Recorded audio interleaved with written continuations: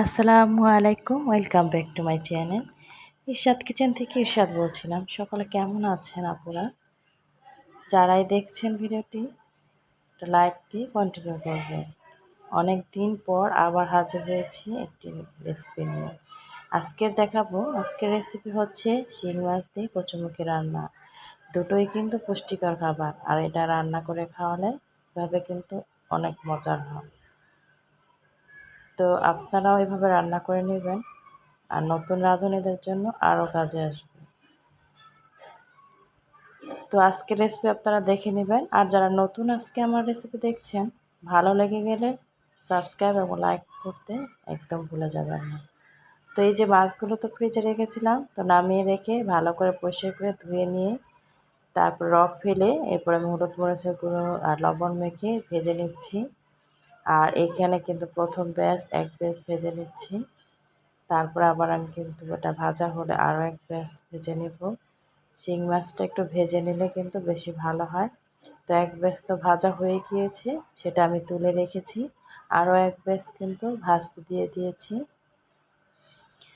তো আরও এক ব্যাচ ভাজা কিন্তু হয়ে গেল, তুলে নিয়েছি। আর এখানে কিন্তু একটা কড়াই বসে দিয়েছি অলরেডি, আর ভাজা তেলগুলো এই কড়াইয়ের মধ্যে কিন্তু দিয়ে দিয়েছি।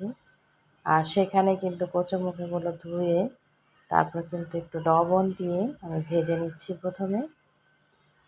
আর কচুমুখিগুলো অবশ্যই একটু ভেজে নিতে হবে একটু সময় ধরে, তাহলে আর যে এটা দেখা যায় এটা আঠালো ভাবটা একটু কম লাগবে। এরপরে আমি প্রায় 5-10 মিনিটের মতো ভেজে আমি এখানে পেঁয়াজ কুচিও অ্যাড করে দিলাম। এখন পেঁয়াজ কুচি এবং কচুমুখি আরও 5 মিনিট ভেজে নিতে হবে। তারপরে কিন্তু এর মধ্যে আমি দিয়ে দিব আদা রসুনের পেস্ট। আদা রসুনের পেস্ট দেওয়ার পর আরও 1-2 মিনিট কিন্তু নেড়েচেড়ে একটু ভেজে নিলাম। আদা রসুনের যে একটা গন্ধ আছে সেটা চলে যাবে। এখন কিন্তু দিয়ে দিচ্ছি হলুদের গুঁড়ো 2 চা চামচ পরিমাণ, 2 চা চামচ পরিমাণ মরিচের গুঁড়ো দেওয়ার পর আবারও একটু নেড়েচেড়ে মশলার সাথে আমি কিন্তু কষিয়ে নিচ্ছি। আমি কিন্তু এখনও পানি অ্যাড করিনি। পানি না অ্যাড করেই কিন্তু একটু ভেজে নিচ্ছি।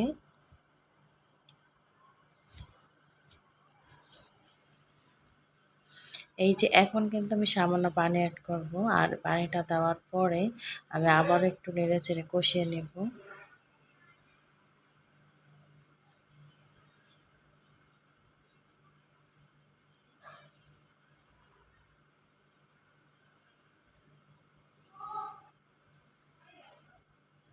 কষানোটা হয়ে গেলে পরে আমি কিন্তু পানি অ্যাড করে দিলাম।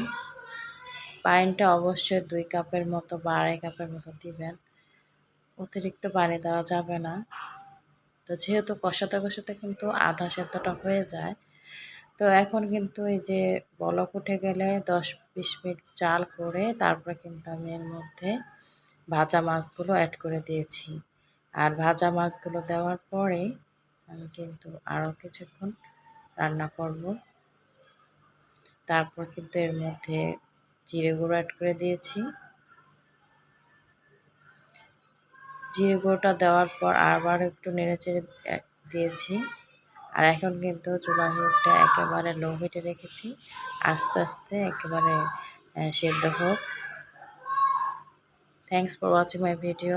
আজকের মতো এখানেই বিদায় নিচ্ছি। সকলে ভালো থাকবেন, সুস্থ থাকবেন এই কামনা করে সবাইকে বিদায় জানিয়ে শেষ করছি। চলে আসবো আবারও একটি নতুন ভিডিও নিয়ে। ভালো থাকবেন সকলে।